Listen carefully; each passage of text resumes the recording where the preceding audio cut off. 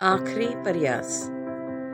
एक समय की बात है, एक राज्य में एक प्रतापी राजा राज करता था।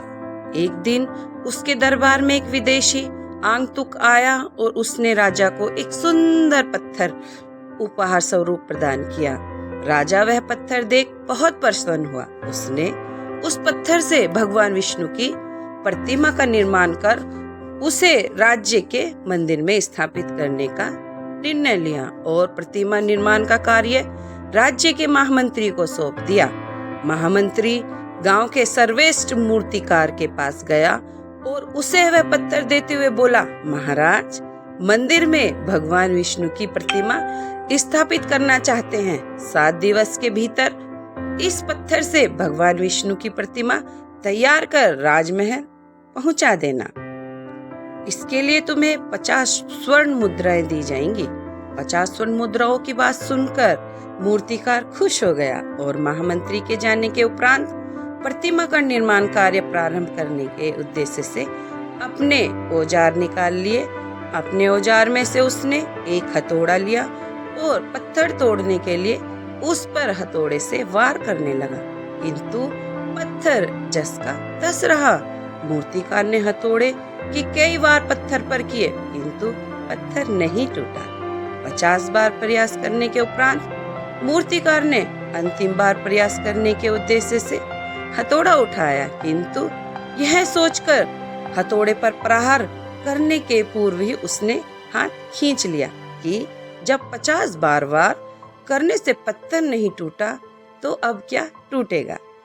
वह पत्थर लेकर वापस महामंत्री के पास गया और उससे यह कह वापस कर आया कि इस पत्थर को तोड़ना नामुमकिन है, इसीलिए इससे भगवान विष्णु की प्रतिमा बन नहीं सकती। महामंत्री को राजा का आदेश हर स्थिति में पूर्ण करना था, इसलिए उसने भगवान विष्णु की निर्मित करने का कार्य गांव के एक साधारण से मूर्तिकार को सौंप दिया। पत्थर लेकर मूर्तिकार ने महामंत्री के सामने ही उस पर हथौड़े से प्रहार किया और वह पत्थर एक बार में ही टूट गया। पत्थर टूटने के बाद मूर्तिकार प्रतिमा बनाने पहुंच गया। इधर महामंत्री सोचने लगा कि काश पहले मूर्तिकार ने एक अंतिम बार प्रयास और किया होता तो सफल हो गया होता और 50 स्वर्ण मुद्राओं का हकदार बनता। सीख मित्रों, हम भी अपने जीवन में ऐसी परिस्थितियों में 2-4 होते रहते हैं।